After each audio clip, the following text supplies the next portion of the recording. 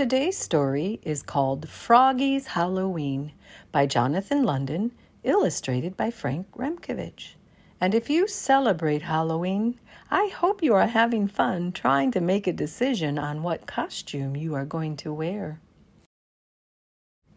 For Froggy, Halloween meant candy, but it also meant dressing up, and he wondered, "What should I be for Halloween?"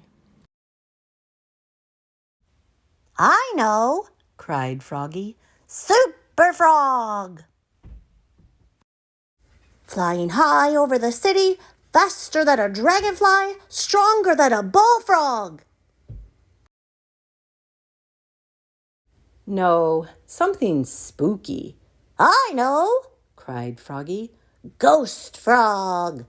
He poked 2 holes in his mother's best white sheet and draped it over his head. Ooh.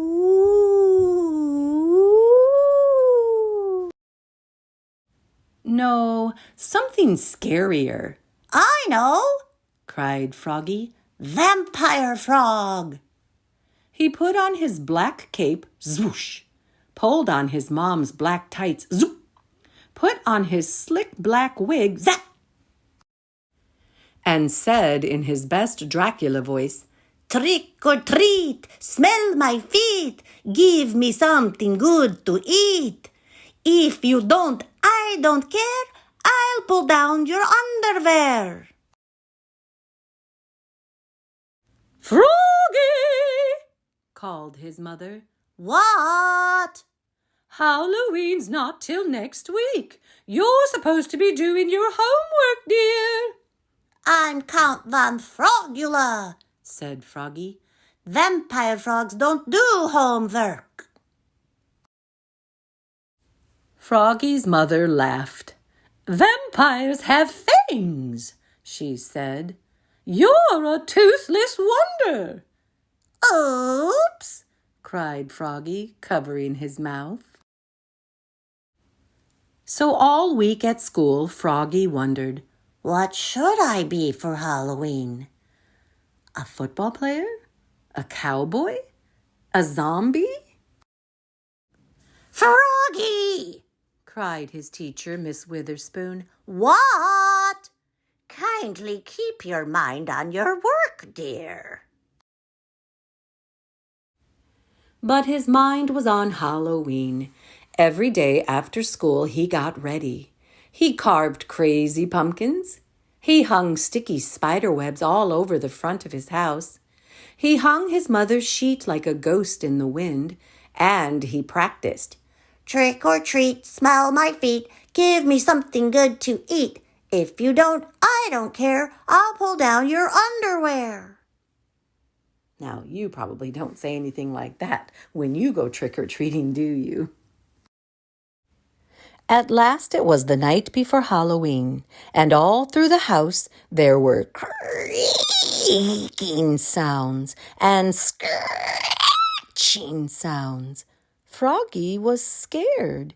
He shivered in bed and imagined ghosts and goblins and werewolves and witches.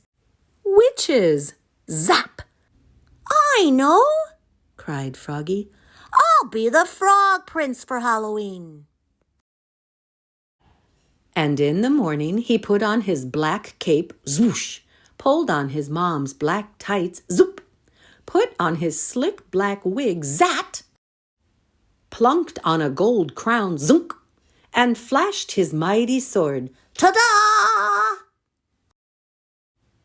At the Halloween parade at school, all the girls thought he looked cute, especially Frogolina.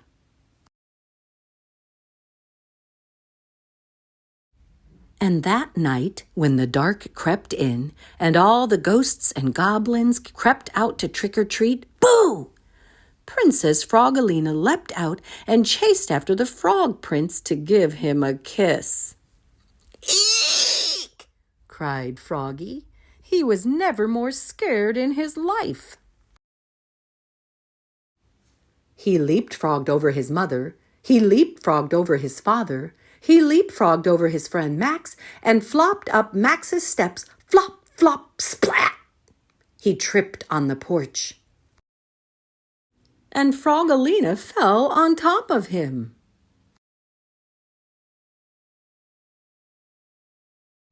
The door flew open and, uh-oh, there stood the wickedest witch in the world. Trick or treat, squeaked Froggy, looking more red in the face than green.